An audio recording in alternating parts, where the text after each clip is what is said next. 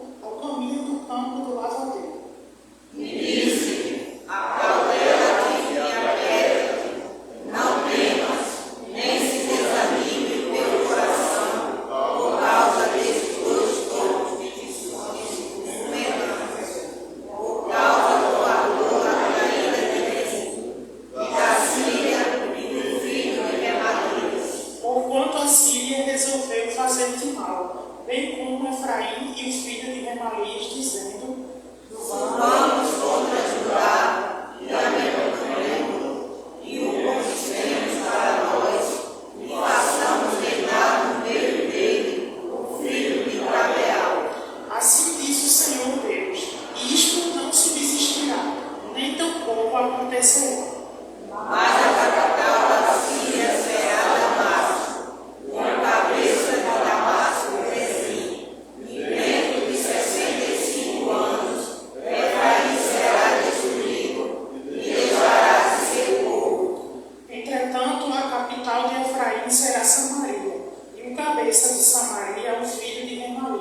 Se não credes, certamente não permanecereis.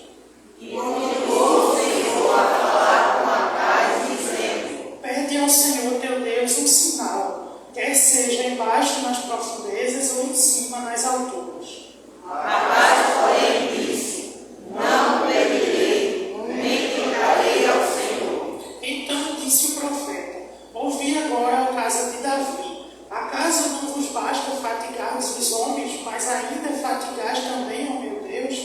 Portanto, o Senhor mesmo vos dará o sinal. Eis que a virgem conceberá e dará à luz um filho, e lhe chamará Emanuel. Amém. Vamos louvar o Senhor com o hino de número 17, em como título: Deus seja louvado.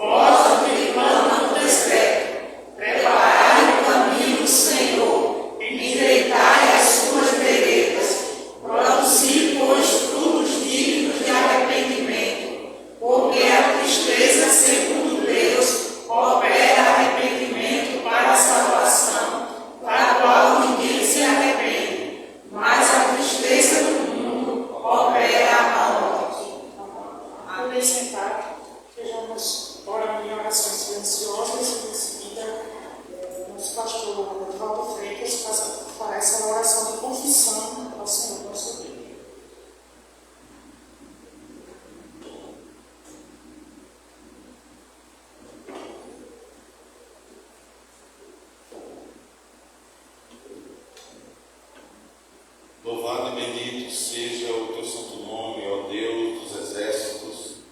Senhor Senhor dos senhores e Rei dos reis. Nós te bendizemos no teu santo nome e te louvamos na beleza da tua santidade, Senhor. Eis aqui o teu povo diante do Deus santo e justo que és, Deus da eternidade, Deus que encarnou Jesus Cristo, Deus encarnado, homem, mas é aquele que morreu e ressuscitou, perdoando os nossos pecados que nos levariam para a morte. Ó Deus, desses pecados nós bem sabemos que estamos livres, porque não há mais condenação alguma para aqueles que estão em Cristo Jesus. Mas o nosso dia a dia, ó Deus, é de grande luta, de guerra. Travamos grandes batalhas contra o mundo e suas influências, contra os prazeres que o mundo oferece, que são contrários à tua palavra. Temos uma guerra intensa contra o inimigo das nossas almas, assim como também guerreamos contra a nossa própria carne. Ó Deus, tu sabes e conheces muito bem a tua igreja, os teus servos e servas, e sabe o quanto dependemos de ti, Senhor. E mesmo sabendo que somos redimidos, fomos justificados pelo Senhor, sabendo nós que já fomos em Cristo santificados e glorificados, mas ainda a tua igreja milita nesta terra, ainda estamos habitando neste corpo de inclinação para o mal. Por isso, ó Deus, diante desse conhecimento que a Bíblia nos mostra, nós te pedimos perdão pelos nossos pecados, nós te pedimos perdão pelas nossas muitas falhas, ó Deus, pois tu sabes e as conheces, tu sabes e conheces o coração profundamente de cada servo teu. Pai, perdoa-nos pelos nossos maus pensamentos, pensamentos que têm nos tentado e nos levado a pecar. Perdoa-nos pelas nossas más atitudes, ações, omissões em fazer o bem, pelas palavras, ó Deus, que saíram da nossa boca e não edificaram. Perdoa-nos, Senhor, tem misericórdia de nós. Ajuda-nos a vigiar a nossa língua, a vigiar o nosso coração, os nossos pensamentos, a olhar e observar o momento certo para o escape, assim como a tua palavra diz, o Senhor nos dá o escape, o momento de fugir. Ó Deus, ajuda-nos, fortalece-nos, para que estejamos cada vez mais buscando a tua palavra e o conhecimento dela, assim como estarmos com intimidade com o Senhor por meio da oração. Isso tudo, Senhor, nós sabemos que nos trará experiência, maturidade, que nos deixará não carnais, não imaturos na fé, mas sim seguros, podermos assim estar te servindo em espírito e em verdade. Perdoa o teu povo, Senhor, perdoa cada um de nós pelas nossas muitas falhas, purifica o nosso coração, Senhor, lava-nos, porque bem sabemos que ficaremos mais altos do que a neve. Ó Deus, dá-nos uma consciência limpa, tranquila, mediante o teu perdão. Faz isso, Senhor, essa noite, conforme a tua vontade e a tua boa paciência, assim como a tua bondade e longanimidade para conosco. Te pedimos perdão, te confessamos os nossos erros, ó Deus. Todos aqueles que estão na nossa memória, e mesmo aqueles que não nos lembramos mais, Senhor, perdoa-nos, tem misericórdia de nós, em nome de Jesus. Dá-nos a paz do teu perdão, para a glória do teu nome. Nós choramos agradecidos.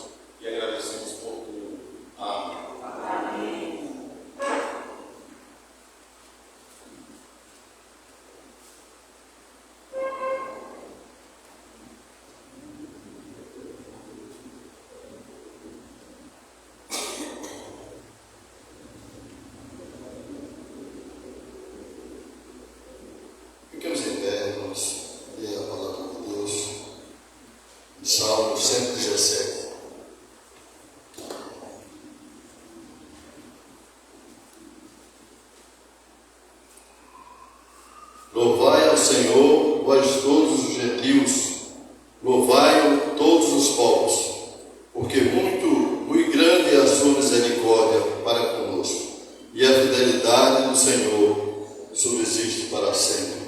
Aleluia. Santo Deus, eterno Pai, nós te adoramos na beleza da tua santidade. Queremos te louvar, Senhor, neste momento. Queremos te agradecer neste momento que nós estamos vivendo. Muita luta, muito sofrimento entre as pessoas que não te conhecem, mas nós te agradecemos porque tu revelaste ao mundo a oportunidade de servir através do teu Filho Jesus. Nos abençoa, Senhor, nos ilumina, nos guarda. Dê-nos, Senhor, a capacidade de continuar te servindo em espírito e em verdade. Tome em tuas mãos a vida da nossa igreja, especialmente aqueles que estão à frente desse trabalho. Nós somos gratos a ti e te agradecemos por este culto que nós estamos oferecendo aqui nesse momento.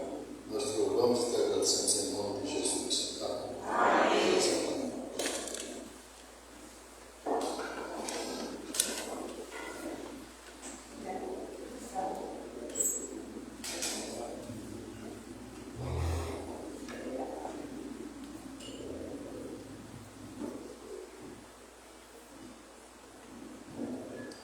O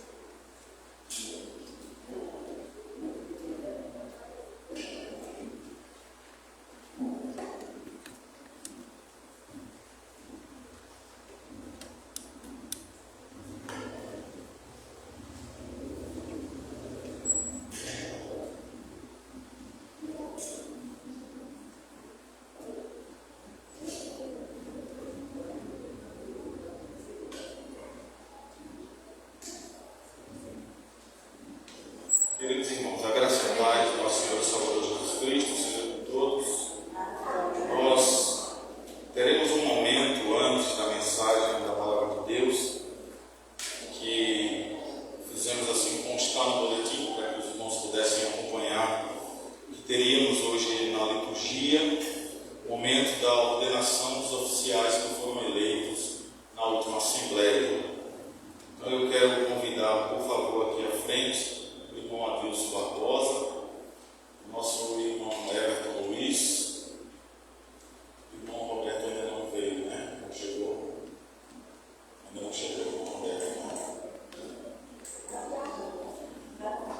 Ele informou que não viria, depois informou que viria, que tentaria estar aqui.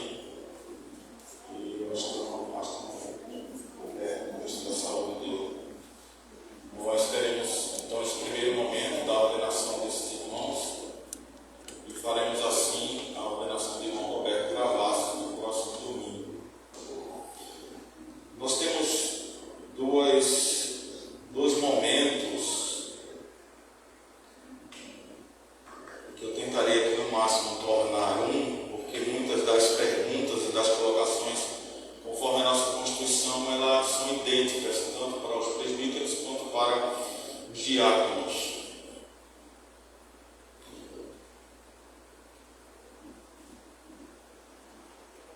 E nós leremos alguns trechos das instruções que nos são passadas acerca da ordenação desses oficiais. Hoje, aqui, os irmãos Everton Luiz foi eleito presbítero da Igreja de São Paulo e também o irmão Adilson Barbosa na função da diaconia. Nosso Senhor Jesus Cristo, Rei e cabeça da sua Igreja, possuindo todo o poder no céu e na terra, deu à Igreja oficiais ou presbíteros para governá-la em seu santo nome e de conformidade com a sua palavra. Vê-se no Novo Testamento que o governo da Igreja Cristã está por divina autoridade a cargo de presbíteros. Destes, uns pregam e governam e são chamados os ministros da palavra, e outros só governam, mas não pregam e são chamados presbíteros regentes. Em prova disso, lê-se em 1 Timóteo capítulo 5, versículo 17. Devem ser considerados merecedores de dobrados honorários os presbíteros que presidem bem, com especialidades que se afadigam na palavra e no ensino. Esse ponto está relacionado ao presbítero docente, no caso, o pastor, mas isso não isenta do presbítero regente também de não só atuar no governo da igreja, mas também estar pastoreando as ovelhas de Deus. Como em 1 Coríntios capítulo 12, versículo 28, Paulo especifica-se governos entre os diversos ofícios eclesiásticos que serão desempenhados por esses.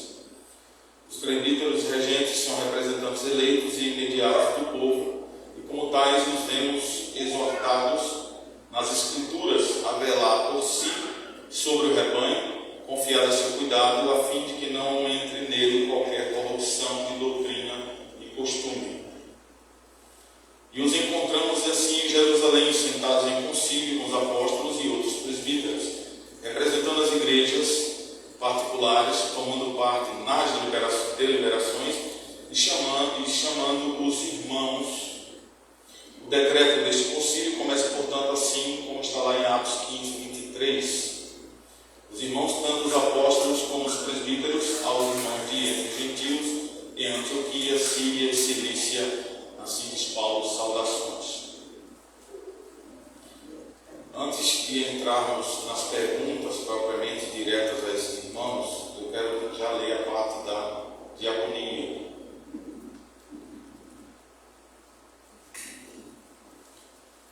Vemos na Sagrada Escritura que, a princípio, os mesmos apóstolos tinham a seu cargo todos os negócios temporais da igreja, visto que a seus pés se depositava o preço de tudo aquilo que se vendia, com o fim de ser esse produto empregado no suprimento das necessidades individuais dos cristãos. É o que lê-se em Atos 4, 34 e 35, que diz: nenhum necessitado havia entre eles, porquanto os que possuíam terras ou casas, vendendo-as, traziam os valores correspondentes e depositavam aos pés dos apóstolos. Então se distribuía a qualquer um à medida que alguém tinha necessidade. Em Atos 6, de 1 a 6, que é justamente o texto relacionado à instituição dos diáconos, vemos, porém, diz o texto, que tendo crescido o número de discípulos e havendo se levantado uma murmuração, dos helenistas contra os hebreus, porque suas viúvas eram desprezadas no serviço diário. Os 12, convocando a multidão dos discípulos, os convidaram a que escolhessem que dentre eles 7 varões de boa reputação, cheios do Espírito Santo e de sabedoria, a quem constituíram sobre esse negócio, ou seja, a diaconia.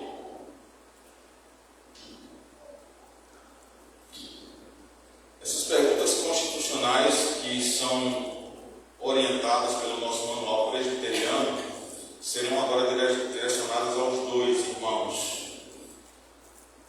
E os irmãos responderão conforme a pergunta de crer, cremos, né? E se for sim, o devido dito sim. Os irmãos creem que as Escrituras do Antigo e do Novo Testamento são a palavra de Deus e que essa palavra é a única regra infalível de fé e prática. Recebem e adotam sinceramente a confissão de fé e os catecismos desta igreja como fiel exposição do sistema de doutrina ensinado nas Sagradas Escrituras. Sim. Sustentam e aprovam o governo e a disciplina da Igreja Presbiteriana do Brasil. Sim. Aceitam o ofício, no caso de presbítero e também de diácono, o presbítero regente e do diácono desta igreja, e prometem assim os 2 desempenharem fielmente os deveres deste cargo. Sim. Prometem procurar manter e promover a paz, a unidade e a edificação e a pureza da igreja. Sim. Eu peço à igreja agora que se coloque em pé, por favor. E assim os irmãos também responderão com sim as perguntas que serão feitas. E vocês, membros dessa igreja, reconhecem e recebem esses nossos irmãos como presbítero, regente e diácono? Sim. Prometem-lhes tributar toda a honra, animação e obediência no Senhor, a que, segundo a palavra de Deus e a Constituição desta igreja, lhes dá direito ao seu ofício? Sim. Muito bem. Estiquem a sua mão direita em direção a esses amados irmãos.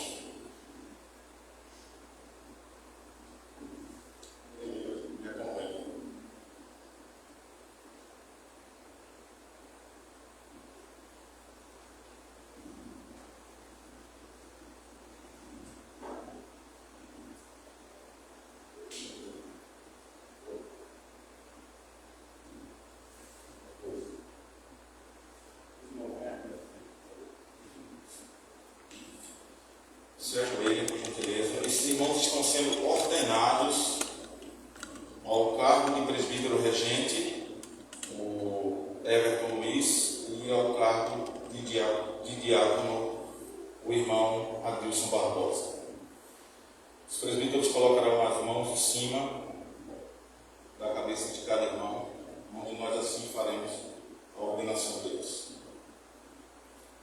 Senhor Deus, nosso Pai Celeste, nós te damos graças porque para a melhor edificação da tua igreja foi permitido que nela houvesse líderes de governo da tua igreja para promoverem a paz, a prosperidade e a boa ordem entre o teu povo, e assim também porque nos concedeste nesse lugar homens de boa reputação para o exercício deste cargo.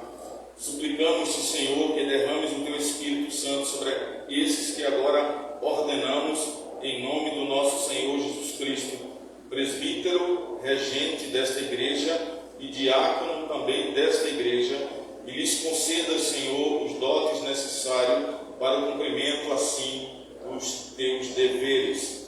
E tu, ó Senhor, que és o bom pastor, dá a esses teus servos coragem e sabedoria para bem governarem a tua casa e aos membros dessa igreja a graça de que necessitam para se submeterem de boa vontade às manifestações dos seus presbíteros e para os considerarem dignos de honra por causa do seu trabalho.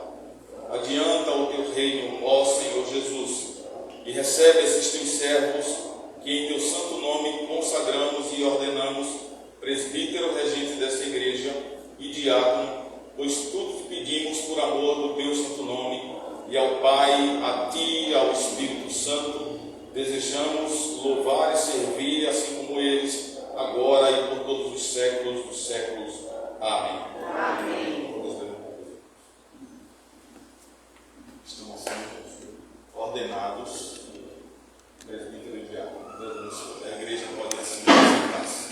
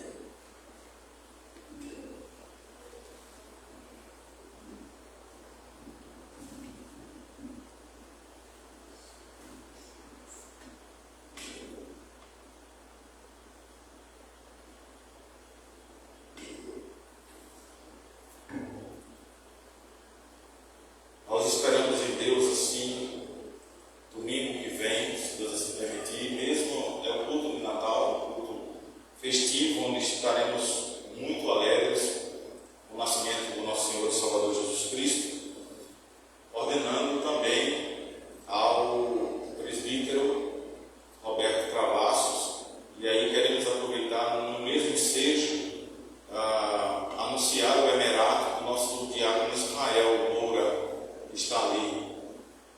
Viu, diácono Israel? Nós faremos uma festa boa nesse dia, juntamente com o Roberto Travassos.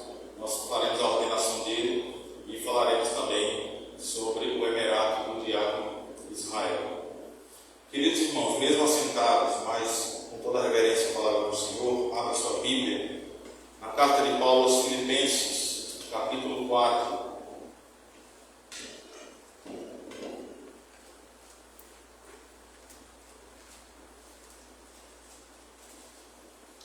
Filipenses capítulo 4, acompanhe a leitura do versículo 1 ao versículo 9.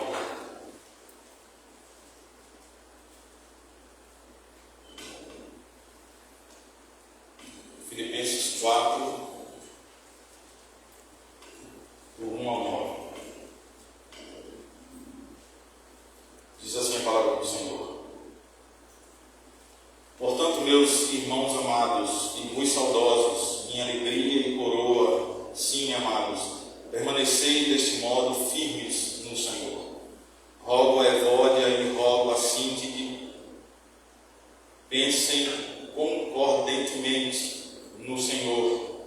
A ti, fiel companheiro de jugo, também peço que as auxilies, pois juntas se esforçaram comigo no Evangelho, também com Clemente e com os demais cooperadores meus, cujos nomes se encontram no livro da vida. Alegrai-vos sempre no Senhor. Outra vez digo, alegrai-vos. Seja a vossa moderação conhecida de todos os homens, pois perto está o Senhor. Não andeis ociosos de coisa alguma. Em tudo, porém, sejam conhecidas diante de Deus as vossas petições pela oração e pela súplica com ações de graças. E a paz de Deus, que excede todo entendimento, guardará o vosso coração e a vossa mente em Cristo Jesus. Finalmente, irmãos, tudo que é verdadeiro, tudo que é respeitável, tudo que é justo, tudo que é puro, tudo que é amável, tudo que é de boa fama, se alguma virtude há e se algum louvor existe, seja isso o que ocupe o vosso pensamento. O que também aprendestes e recebestes e ouvistes e vistes em mim, isso praticai, e o Deus da paz será convosco. Amém. Vamos orar. Querido Deus, Deus da nossa paz, a paz que excede todo entendimento, a paz que nos traz esperança e convicção, não só da tua presença conosco, mas também da tua segunda vinda, Senhor. Tu sabes que neste mundo nós temos muitas aflições, mas a tua palavra é para nos dizer: tem de bom ânimo, pois eu venci o mundo, diz assim o Senhor. Nos ajuda, Pai, nos fortalece, para a glória Cristo. É o que a tua igreja precisa, que vem do Senhor, o alimento que vem do alto, para sermos bem alimentados e fortificados conforme a tua vontade. Em nome de Jesus, Pai, que nós te oramos e agradecemos por tudo. Amém. Nós temos diariamente o conhecimento de muitos e de toda uma sociedade, e assim não como poder expandir não só para quem está perto de nós, mas para outros lugares, outras nações, e por que não dizer o que há na essência do ser humano, no seu desejo de paz, no seu desejo de uma paz que não é apenas a ausência de problema, não é apenas por habitar em um lugar tranquilo, mas a paz, como diz a palavra de Deus, que excede todo entendimento. Mas ainda o homem, o ser humano, ele tem ido buscar essa paz e essa estabilidade, muitas vezes em lugares que não são devidos, e que são passageiros, e que são limitados, assim como dinheiros, bens materiais, centros de meditações. Mas o que a palavra nos mostra é que é preciso buscar paz na presença de Deus. Só receberemos a preciosa paz por meio da graça do nosso Senhor e Salvador Jesus Cristo. É olhando para Ele, olhando para a sua palavra, essa palavra que é fonte de vida verdadeira, essa nos trará a paz e a estabilidade que tanto precisamos. O livro de Filipenses, do qual nós tiramos o texto dessa noite, é uma carta conhecidíssima por ser escrita pelo apóstolo Paulo para as igrejas ali da região de Filipos. E era uma cidade extremamente importante, uma cidade que tinha a sua grandeza na sua região, ali pela região da Macedônia, o Império Romano sendo propriamente dita que é a primeira igreja fundada na região da Europa.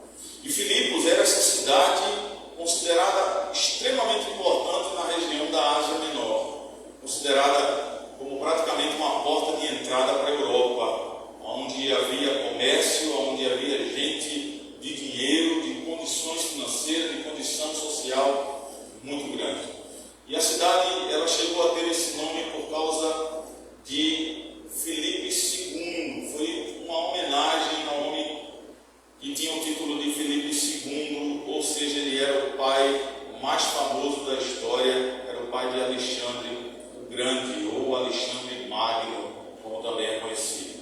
Esse homem conquista muitos povos na sua época, dentre eles os trácios, ali por volta do ano 358, e em 108 a.C., essa cidade de Filipos passa a ser província romana, passa a estar sob a autoridade romana. Roma agora tem Filipos em suas mãos.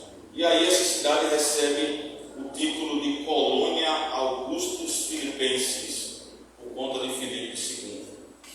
Os vencedores ali da conquista se instalaram em Filipos e deram à cidade um status de província, ou chamada também de colônia romana. Ela ganha esse status.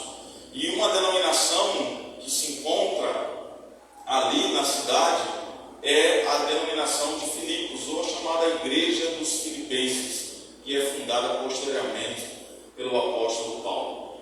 A cidade em si, ela era uma cidade próspera.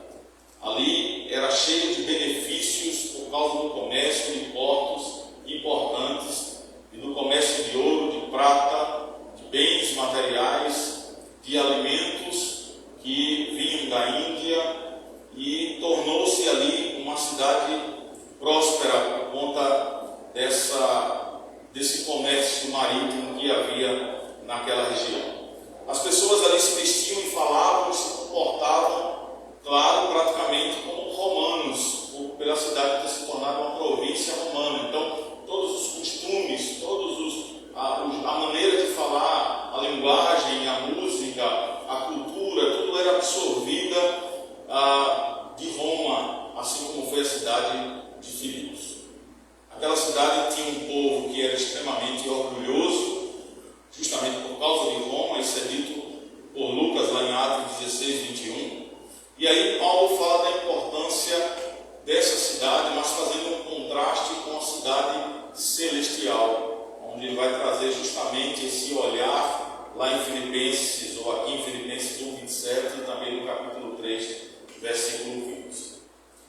Essa igreja se forma e é descrita em Atos 16. Lá o texto nos conta como começou a primeira igreja em Filipos, durante a grande segunda viagem missionária do apóstolo Paulo àquela região.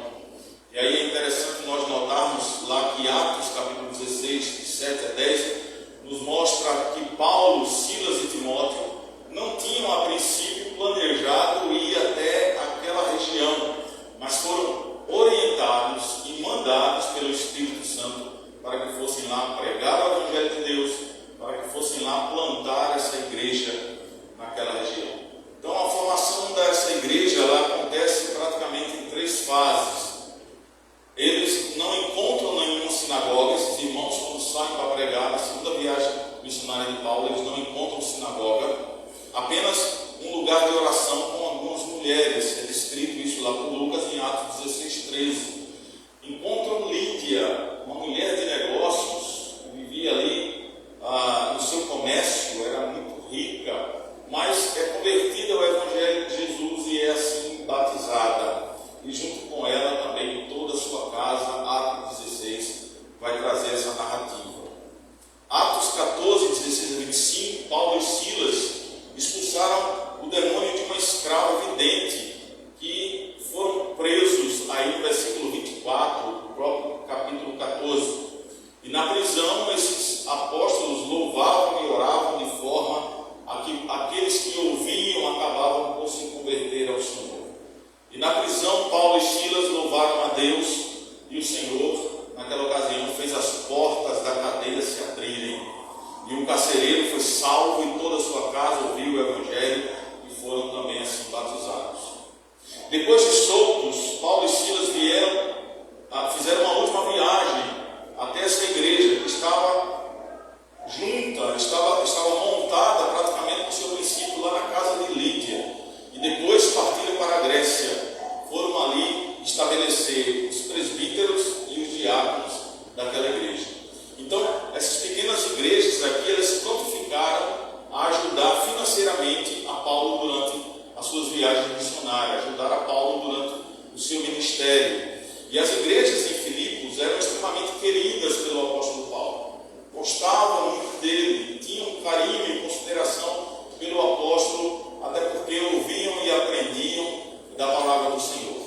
Essa é uma carta onde Paulo está preso e escreve essa carta aos Filipenses, por isso ela é chamada de carta da prisão. Mas também não só uma carta da prisão, onde mais interessante é Paulo preso, escreve a Filipos, aos irmãos em Filipos, mas escreve uma carta alegre. Ela passa a ser chamada carta da alegria. Aparentemente, para nós, com um olhar humano, é muita contradição. Alguém que está preso, que fora açoitado, fora levado preso, ele está em Roma, ele é preso e mais tarde ele vai ser morto pelos romanos, mas ele escreve essa carta a esses irmãos cheio de alegria. A carta é repleta da expressão de um coração alegre de Paulo, mesmo estando preso.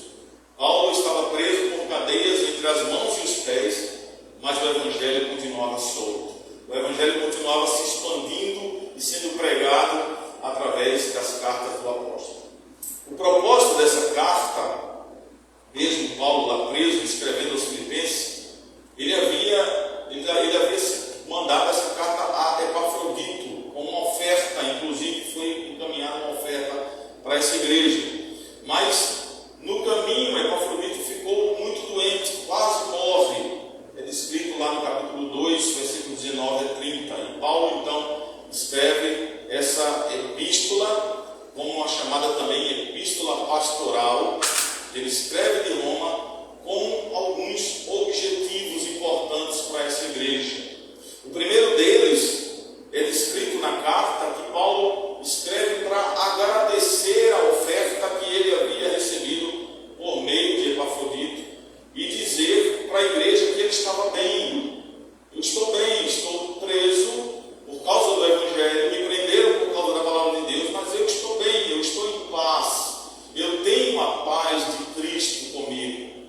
mesmo em meio a essa turbulência de dor e angústia e perseguição, mas eu tenho paz com Deus. Ele escreve também essa carta a fim de advertir e encorajar as igrejas daquela região, pois essas igrejas sofriam muitas perseguições externas e internas também. Então Paulo ali está encorajando esses irmãos por meio dessa carta a eles se alegrarem nas tribulações, mas uma contradição ao olhar humano, não pela lógica de Deus, mas pelo olhar humano. Nós poderíamos dizer, mas como ele escreve uma carta para um povo e diz para eles, alegrem-se? Mas Paulo, nós estamos passando por grande perseguição, por grande tribulação, mas alegrem-se, enchem o coração de alegria. E também tenham cuidado, muito cuidado com os falsos pregadores, com os falsos profetas, para que não tragam outro evangelho e venham tirar de vocês essa alegria verdadeira. Assim como também ele escreve para lembrá-los de manter a humildade ao colocarem a salvação em ação. Não sejam cheios de si, não sejam soberbos, não sejam cheios do coração enganoso e corrupto do qual nós temos, mas tenham a visão e o olhar em Cristo Jesus. Portanto, irmãos, a carta aos Filipenses é conhecida como essa carta alegre, que leva alegria. É também conhecida por ser a carta da prisão, porque ele escreve enquanto estava preso. Mas é uma carta também familiar, muito comum. Esse tipo de carta na literatura romana e grega era usada como uma carta familiar. E aí, quando olhamos para o capítulo 1 dessa carta aos Filipenses, nós vemos Paulo fazendo algo por eles, mesmo estando preso, que é a oração. Do versículo 1 ao versículo 11, Paulo vai explanar aí, vai estar relatado nessa carta, uma longa oração a esses irmãos de Filipe. E ali ele vai falar da importância dos sofrimentos na cadeia, mesmo preso, mas a alegria e a paz de Cristo em seu coração.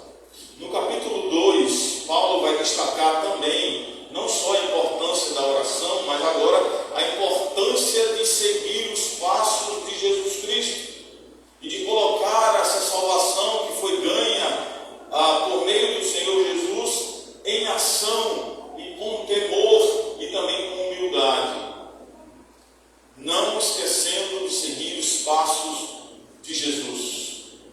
No capítulo 3, Paulo vai dar um destaque aí aos perigos que haviam por causa dos falsos pregadores, falsos profetas e mestres que estavam tentando contaminar a igreja. Paulo manda que eles se acautelem disso, prestem atenção ao que está sendo trazido, pregado e falado. Se não é uma falsa doutrina, façam uma comparação, assim como fizeram os crentes de Bereia, assim como Paulo pregava, falava da palavra de Deus, os crentes de Bereia estavam ali das Escrituras do Antigo Testamento, olhando todas as coisas para aquilo que Paulo estava falando. Então, era preciso que esses irmãos de Filipos não perdessem esse hábito de estarem observando as Escrituras para não serem enganados. No capítulo 4, ele vem trazendo praticamente o encerramento da carta. E para não perder o costume, Paulo usa o fim da carta para trazer uma série de exortações, advertências práticas para aquela igreja ali na região de Filipos. Então, do versículo 1 ao versículo 7, Paulo vai trazer a alegria de Deus, desse Deus que é o chamado Deus da paz. Do versículo 8 ao versículo 10, ele vai mostrar que esse Deus da paz é esse que gera alegria. A paz de Deus, versículo 1 ao versículo 7, é o que Paulo vai nos trazer aqui como relato no texto que ele escreve aos Filipenses. E nessas passagens aqui, ele exorta a esses cristãos de Filipos para que a igreja tenha a paz de Deus, apesar de toda a perseguição, apesar de toda a fúria de Roma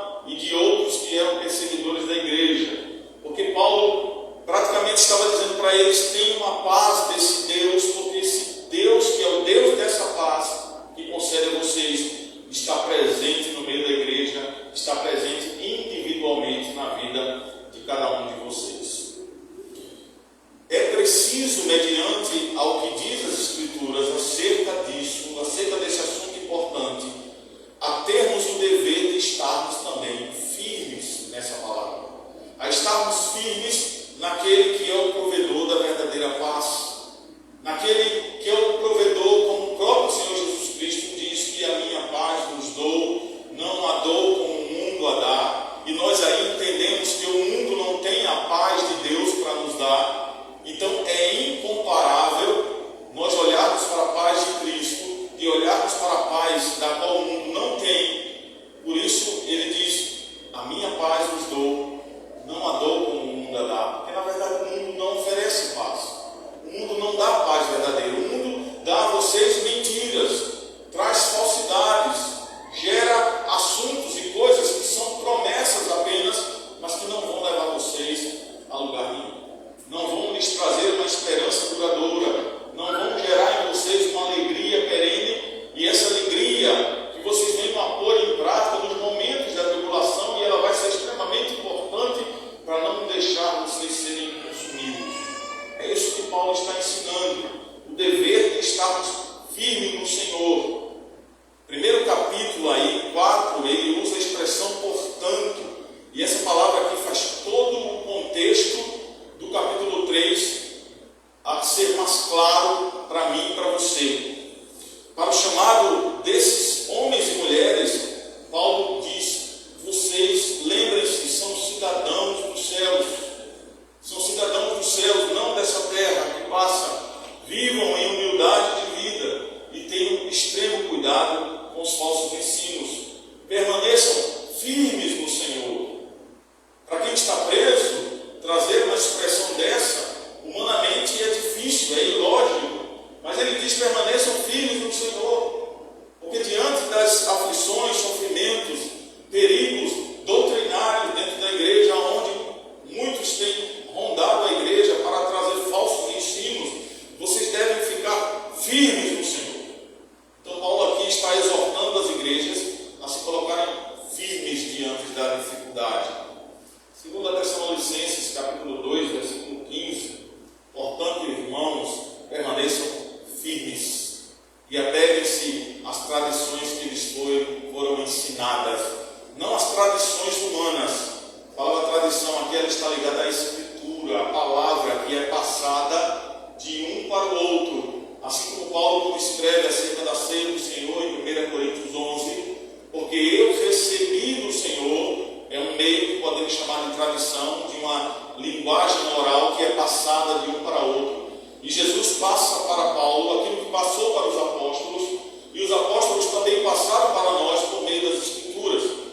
Por isso, permaneçam firmes e apeguem-se às tradições que lhes foram ensinadas. Mas não só isso, em 1 Coríntios 16:13, Paulo diz, estejam vigilantes, mantenham-se firmes na fé. Escrevendo aos Gálatas, capítulo 5, versículo 1, mais uma vez, Paulo vai trazer essa exortação, essa advertência aos Gálatas, permaneçam firmes.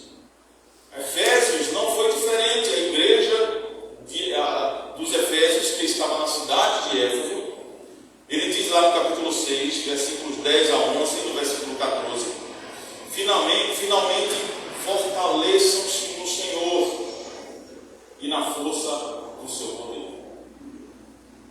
Vistam toda a armadura de Deus para poderem ficar firmes contra as ciladas do diabo. Assim vocês permanecerão firmes no Senhor. Esse é um chamado de Paulo não só para aquelas igrejas naquela época. Não é apenas um chamado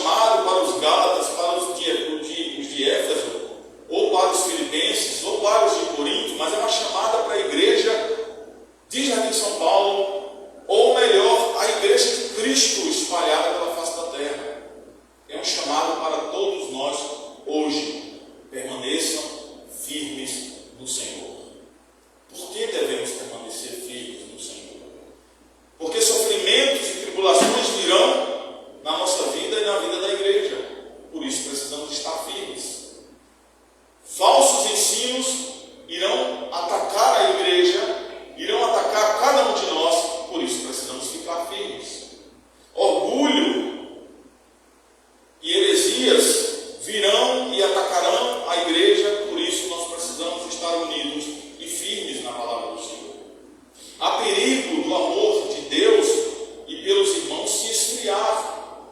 Por isso precisamos estar firmes na palavra do Senhor. Se não estivermos, meus irmãos, firmes no Senhor, nós perderemos a alegria da salvação. Frase essa que foi dita por Davi: ó Senhor, não permites que eu perca a alegria da tua salvação. Não retires de mim a alegria da tua salvação. Não me fazes perder o alvo, perder a paz, mas não tiras de mim a alegria da tua salvação. Vejamos, meus irmãos, como Paulo fala sobre os membros daquela igreja em Filipos, no pedido, na advertência dele para que fiquem firmes. Portanto, meus amados irmãos, de quem tenho saudade, vocês que são a minha alegria e a minha coroa, permaneçam assim firmes no Senhor, ó amados. Paulo chama esses irmãos aqui da igreja de Filipos de amados irmãos. Paulo tinha um amor especial e profundo por essas pessoas que haviam sido convertidas ao Evangelho de Cristo por meio da fé no Senhor Jesus Cristo. Paulo sabe que eles passaram a ser família de Paulo agora. Nós somos família do Senhor. Estamos unidos em comunhão como família do Senhor Jesus Cristo. As pessoas que nós amamos, nós também defendemos, protegemos, e fazendo isso, não falamos mal uns dos outros, não falamos mal do nosso irmão, não falamos mal da nossa irmã. Pelo contrário, nós devemos servir uns aos outros e honrar uns aos outros. Essa é a orientação do apóstolo Paulo quando ele expressa amados irmãos. Ele não diria amados irmãos se ele não amasse esses irmãos. Ou seria muito hipócrita, falso, se ele expressasse isso e de fato não estivesse amando esses irmãos. Mas as atitudes práticas de Paulo, preso em Roma, acorrentado pelas mãos e pelos pés, mas com o coração cheio da paz de Cristo, a paz de Deus, e escrevendo uma carta chamada Carta da Alegria, preocupado com aqueles irmãos para que não fossem enganados pelos falsos profetas e para que permanecessem firmes na palavra de Deus. Esse homem amava aqueles irmãos de Filipos, amava os Gálatas, amava os de Éfeso, amava os de Corinto, amava todos aqueles para quem ele escreveu. Mas não só apenas ele ama esses irmãos, mas ele vai expressar ainda mais coisas boas, benesses, mesmo estando preso. Ele usa uma expressão: minha alegria. Minha alegria. As vidas dos irmãos era a alegria de Paulo. Aquela igreja lá em Filipos era a alegria de Paulo preso lá em Roma. Cada um daqueles irmãos e irmãs era um instrumento, Paulo sabia disso, era um instrumento da graça de Deus, por isso era a alegria dele. De cada um que ele lembrava, de cada um que ele orava, talvez, eu não sei a quantidade, não sabemos qual o número de irmãos que havia na igreja, mas talvez Paulo lembrasse praticamente de cada um deles. E ao orar ao Senhor, ele falava nominalmente sobre cada irmão e cada irmã daquela igreja. Por isso ele expressa isso, a minha alegria. A alegria de Paulo aqui não está nas coisas materiais, não está em algum bem que ele tenha por acaso adquirido durante o seu ministério, mas a alegria de Paulo está na vida espiritual de cada um daqueles irmãos em Filipos.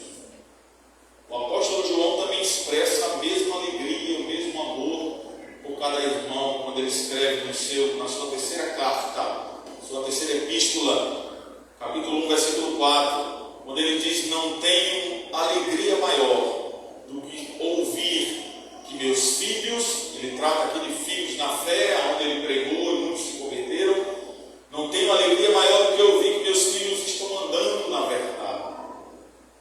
Essa era a alegria de Paulo. Essa foi minha alegria hoje pela manhã, quando me trouxeram um cartaz de aumento, de pedido de aumento. O pastor pediu um aumento, aí o coração ficou ali apertado, mas daqui a pouco foi um aumento dos irmãos virem à igreja, de estarem na doutrina, de virem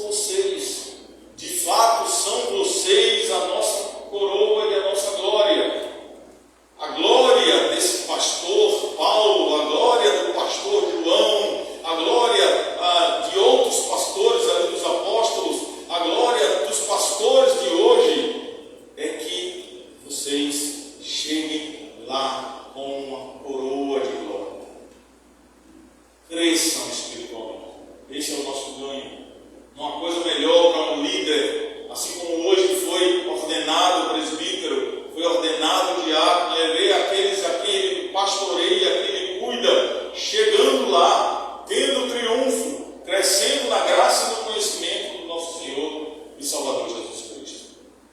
E Paulo não só se alegra chamando eles de amados meus, demonstrando a sua alegria, dizendo que eles são a minha alegria, ele diz: vocês são a minha alegria. Vocês não só são a minha alegria, mas vocês são a minha coroa, são o meu triunfo, o meu ganho. Aonde eu chegar e quando eu chegar, que eu cumprir e completar a minha carreira, e ele fez isso quando ele fala antes de ser morto. Estava na mente e no coração dele todos aqueles que iriam habitar e que vão habitar com o Senhor eternamente no novo céu e na nova terra. Que alegria vai ser para Paulo ver todos aqueles que ouviram ao Senhor, que foram firmes e que perseveraram e continuaram até o dia de Cristo Jesus. Por isso, ele diz que a esses irmãos ele tem saudade. Ele diz: de quem tem saudade. Ele tem um desejo profundo e um sentimento de ensinar. Paulo está preso. Paulo agora não pode mais ir lá falar com eles. E não vai. O desejo dele dos confins da terra, pregar até o fim do mundo, era a Espanha. O desejo de Paulo era chegar à Espanha. Mas o trajeto de Paulo para em Roma. Ele não chega aos confins da terra como era a rota das suas viagens missionárias. E aí ele tem esse sentimento de não mais encontrá-los. Por isso ele não escreve uma carta de tristeza, ele escreve uma carta da alegria para esses irmãos, na qual ele nutria um sentimento extremamente profundo, desejoso de estar com eles, para ensiná-los novamente, para caminhar com eles, para crescer com eles, para se desenvolver espiritualmente. Paulo não via a hora de estar com esses irmãos, com essas igrejas.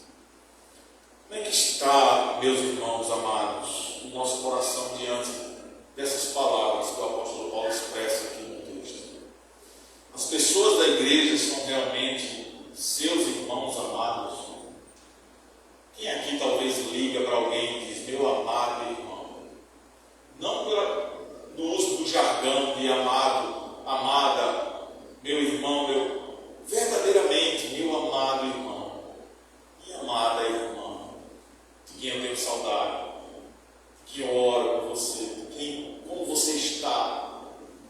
Vamos nos encontrar logo? Hoje é terça, hoje é quarta, que domingo chegue logo para a gente estar junto novamente, para a gente se encontrar, para a gente dividir, compartilhar, conversar sobre a nossa fé, nos rever, nos ajuntar novamente na alegria em Cristo Jesus. Será que essas pessoas que congregam aqui são a nossa alegria? Quem está do seu lado, ou atrás de você, ou à sua frente, é a sua alegria? Você sente saudade dessas pessoas durante a semana? Tem saudade delas? Dá aquele aperto: quinta-feira eu estou lá, porque eu vou ver fulano, Beltrano, Cicrano, né?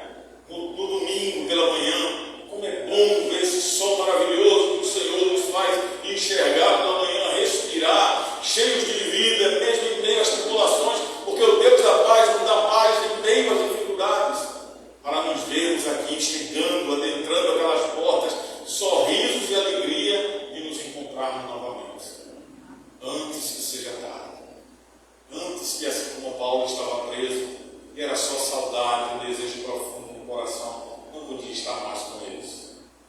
O primeiro passo do caminhar na fé, do caminho firme na fé, alicerçado na paz desse Deus, meus irmãos, é ver a preciosidade da igreja, é olhar para ela e enxergar um campo maravilhoso.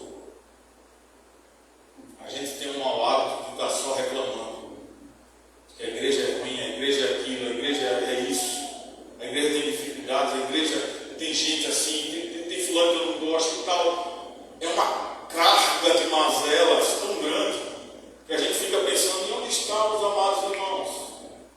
Onde estão aqueles que são a nossa alegria? Mesmo com as dificuldades, o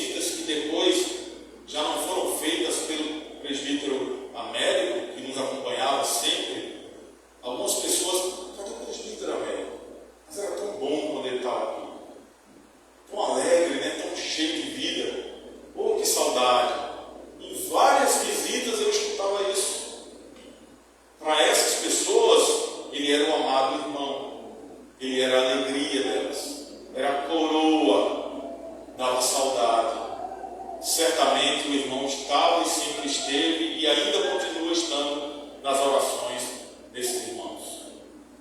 Por isso, queridos, para haver paz com Deus, nós precisamos ter paz com os nossos irmãos também. Para termos a paz de Deus e o Deus da paz, para que essa igreja seja abençoada e sejamos assim também abençoados igualmente com ela, é necessário que se acabem as discórdias, as divisões e as brigas. Sentimento de rancor e mágoa, sentimento de não me toque, sentimentos de amargura. Eu tive a tristeza, o lamento por muito tempo de ter, a princípio, participado de uma igreja onde houve uma divisão nela. E a princípio, quando eu cheguei, eu não tinha percebido nada ainda. Para mim era a igreja que estava lá. Mas com o tempo eu fui sabendo, a igreja teve uma divisão, a igreja teve um descontentamento, teve um conflito, e aí metade da igreja separa, se forma outra igreja. Mas aí vem a parte pior. Não havia amados irmãos. Não havia coroa ou irmãos da alegria. Era conflito. Eu cheguei a ser presbítero nessa igreja e certa vez eu digitei um ofício convidando esses irmãos para uma festividade. Inocentemente eu digo, vai vir todo mundo, era todo mundo daqui, todo mundo se conhece, todo mundo se gosta. E nós estamos em festa, é um aniversário da igreja e vamos lá. Não veio ninguém, não apareceu um sequer. E sem querer pesquisar ou dar uma de detetive, depois eu acabei sabendo. Não foram porque não quiseram, porque não gostavam daquela igreja que havia ficado, porque não gostavam dos irmãos, porque havia mágoas, intrigas, brigas, divisões, contendas, havia rancor guardado durante muitos anos. Isso não é igreja de Cristo. Pode ser qualquer coisa, menos igreja de Cristo. Foi difícil trazer alguns ao convívio. Eu não sei hoje como está, já me afastei há muitos anos dessa igreja, mas hoje eu ainda fico pensando e lamentando que talvez alguém tenha partido sem um perdão, ou o que ficou não pediu ao que partiu e assim vice-versa, mas que será cobrado no dia de Cristo Jesus. Por isso que não podemos perder tempo com isso, irmãos. Paulo não perdeu tempo e poderia, já estou preso mesmo, vou morrer. Sou apóstolo, ensinei, não quiseram ouvir e passar uma advertência ao invés de ser uma carta dessa. Versículo 2 do texto diz Paulo que ele roga a Evódia e também a Síntique é que viviam e que vivam em harmonia do Senhor. Olha o pedido de Paulo, vivam em harmonia, por favor. Harmonia, senão não é a igreja de Cristo. Nós sabemos que temos as nossas diferenças, mas essas diferenças elas não podem ser maior do que a harmonia no Senhor, do que a alegria no Senhor, do que a força no Senhor, do que a perseverança no Senhor. Ela não pode ser maior do que a comunhão no Senhor.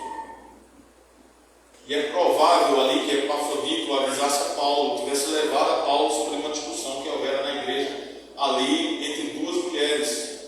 A Evódia teve algum problema ali com a Síntique, se engalfinharam. E Paulo, por favor, vivam em harmonia no Senhor. Acabem com isso. Acabem com essa divergência, com essa discussão. Eu rogo, diz o apóstolo Paulo. A palavra usada aqui por Paulo era uma palavra que tem um significado na língua grega de súplica. Uma súplica profunda, a ponto de corroer a alma, de buscar as entranhas lá dentro, aquilo que demais ele queria. Era esse pedido de, por favor, dessa súplica, eu rogo, eu suplico que vocês não tenham esse tipo de problema. Que vocês vivam, como ele disse, que elas vivam em harmonia no Senhor. E um grande problema aqui no texto grego desse texto de Paulo é que a harmonia aqui, ela tem uma tradução muito difícil. É complicado a gente poder traduzir a palavra harmonia do grego para o nosso português, para a gente poder entender. Em algumas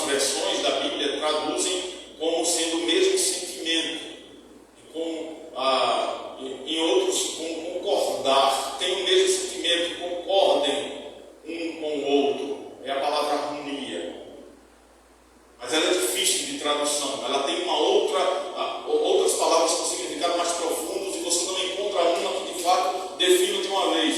Mas a gente pode entender que haja um único sentimento, algo em comum, que haja concordância entre você e a outra pessoa. E isso ele traz dizendo, essa concordância entre vocês, esse mesmo sentimento seja no Senhor. Por que ele usa a expressão no Senhor? Porque Jesus é o único fator que traz unidade. Nele, Paulo já disse aos Coríntios, Cristo pode por acaso ser dividido? Vocês andam em divisões na igreja, cheio de grupos. Grupo de Paulo, grupo de Apolo, grupo de Cefas, grupo os de Cristo. Cristo não pode ser dividido. Então, o mesmo sentimento que vocês venham a ter, a mesma concordância que vocês venham a ter, façam isso no Senhor. Porque Ele é quem traz unidade e reconciliação. Divisões e brigas, como ele destaca no versículo 3, discórdias, virão. Algumas acontecerão. As divergências ocorrerão.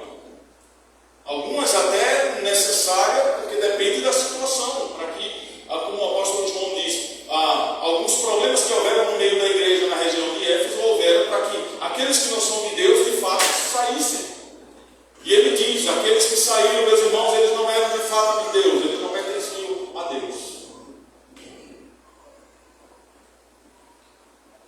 Mas, diante dessas brigas, discórdias e dificuldades, é necessário que haja pessoas na igreja rogando para que esses irmãos entrem em harmonia, perdoando e amando no Senhor. É isso que é preciso. Quando você vê uma discórdia, vá lá acabar com ela. Não deixe, não fomente, não alimente essa discórdia. Uma fofoca aqui, um negócio, olha, vá lá e acabe. Irmãos, vamos encerrar esse assunto. Isso não traz edificação para a igreja.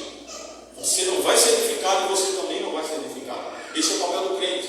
Falta coragem em nós, muitas vezes, em alguns crentes, de fazer isso. Ou quando alguém vem nos contar uma mentira, vem nos contar uma história, vem falar do irmão tal, da irmã fulano de tal, aí a gente acaba por alimentar. Foi mesmo, e aí? Tal. Aí daqui a pouco vai contar outro. Daqui a pouco a igreja está terrível. Não alimente. Peço a você, diz Paulo, leal companheiro de jugo, que nos ajude.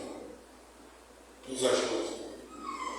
Alguns comentários dizem com esse texto que leal companheiro de jugo, ali na língua grega, é interpretado como um nome próprio. Alguém chamado leal companheiro. E aí a verdade é vista aqui, que é nos passada pelo apóstolo, que devemos prestar atenção nessas situações, socorrer, disciplinar e ajudar as pessoas que estão com encrenca, com briga, com discórdia, que estão amarguradas na igreja. Esse é o papel do presbítero, é o papel do diácono, e não deixa de ser o papel de cada um de nós. Paulo fala daqueles que lutaram ao seu lado por causa do Evangelho. Cita algumas mulheres, essas mulheres são vistas como soldadas de Cristo na visão de Paulo. E essa palavra é usada ali para soldados que lutavam juntos à batalha. Ele diz que esses que lutam, seus nomes estão escritos no livro da vida. Os habitantes ali da igreja de Filipos deveriam não se vangloriar com aqueles que moravam na cidade. Muitos que tinham seus nomes registrados nos livros civis ou em alguma coisa que lhes trazia pompa e holofotes. Paulo diz, não sejam como eles. Essas mulheres tinham os nomes não nos registros romanos, esses irmãos e irmãs da igreja, mas no registro celestial. Sejam conhecidos por Deus. Sejam agraciados pelo Senhor, não pelo homem, nem pelas coisas materiais. Vocês são cidadãos celestiais. Se comportem assim como tal. Por isso, Paulo diz, alegre-se sempre no Senhor. Novamente eu direi, alegre-se.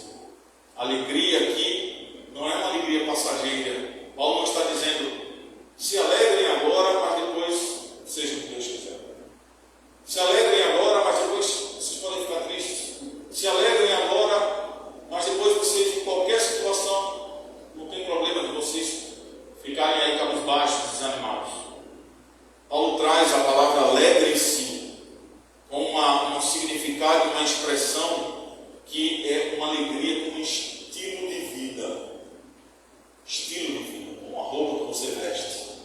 Se não tira, você precisa usar. Então essa alegria é colocada por Paulo aqui para que todos vivam essa alegria como estilo de vida. Não de vida, não aquela felicidade que depende de uma circunstância, de uma situação. Eu só vou sorrir porque me fizeram um aniversário, porque cantaram parabéns, então eu abri o riso. Não, Paulo está dizendo aqui, seja feliz o tempo inteiro em Cristo Jesus. Porque você tem a paz de Deus e o Deus da paz. E essa alegria que Paulo fala aqui, ela não pode ser afetada por circunstâncias, porque senão ele estaria mentindo. Ele preso e feliz. Ele quando estava solto, ele estava feliz. Ele quando foi preso, ele estava feliz. Ele quando foi para o momento da sua libação, certamente o seu coração se alegrava em Cristo Jesus.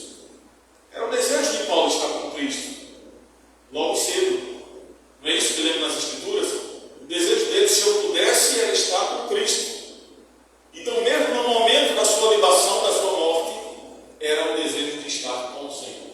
E isso trazia alegria ao seu coração. Alegre-se sempre no Senhor. Sempre no Senhor. Hebreus capítulo 3, versículos 17 e 18. Mesmo não florescendo a figueira, e não havendo uvas nas videiras, mesmo faltando a safra de azeitonas, não havendo produção de alimentos nas lavouras, nem ovelhas no curral, nem bois nos estábulos. Versículo 18, ainda assim eu exultarei no Senhor e me alegrarei em Deus da minha salvação.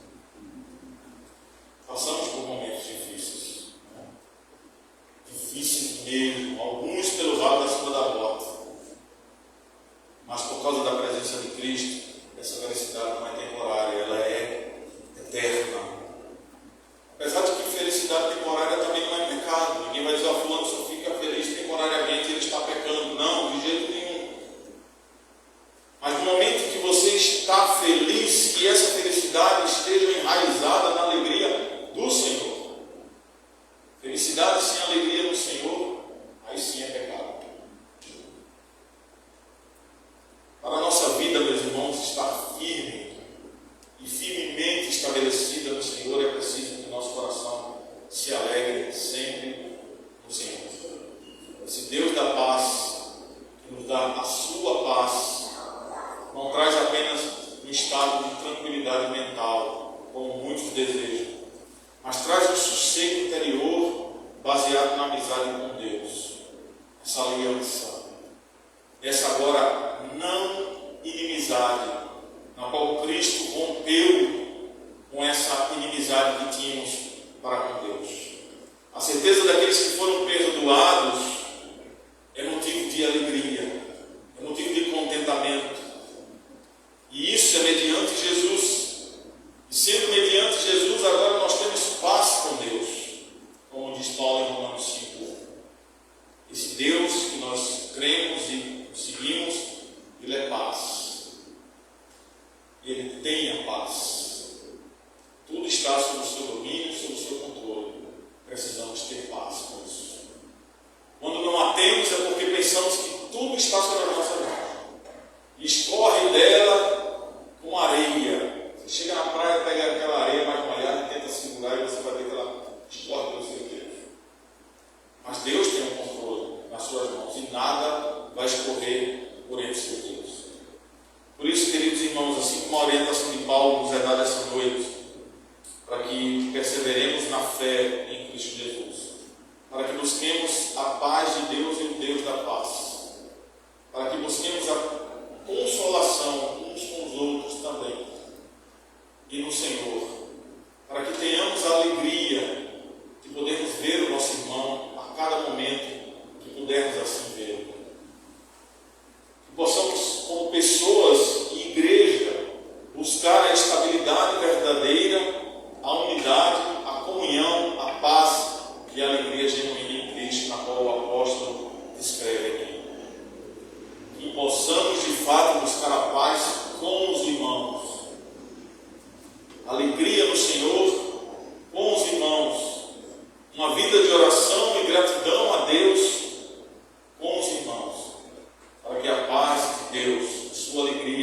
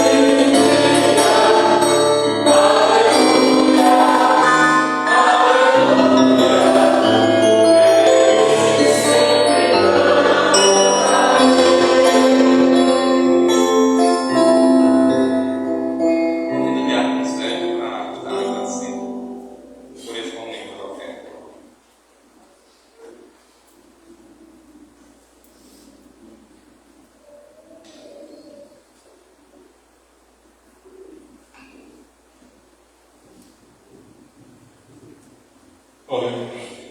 Senhor nosso Deus, nosso eterno Pai, nós te agradecemos, Senhor, por esse momento, Senhor. Te agradecemos pela semana que o Senhor nos deu, Senhor, pela nossa saúde, pelas nossas vidas, Senhor.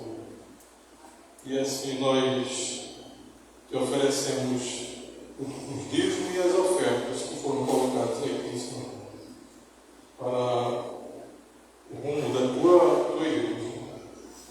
E juntos nós te falamos: tudo vem de ti, Senhor, e do que é teu te damos.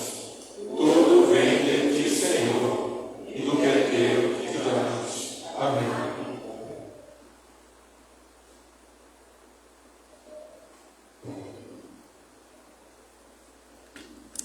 Vamos fazer a oração final, meus irmãos, e ser despedidos com a bênção apostólica, o tríplice amém. Então, depois daremos alguns avisos aos irmãos e devemos cumprimentar os visitantes. Querido Deus e Pai bendito, nós te damos graças, Senhor, por mais um dia de vida na tua presença. Pelo dia do Senhor, por esse domingo, dia do ajuntamento solene do teu povo.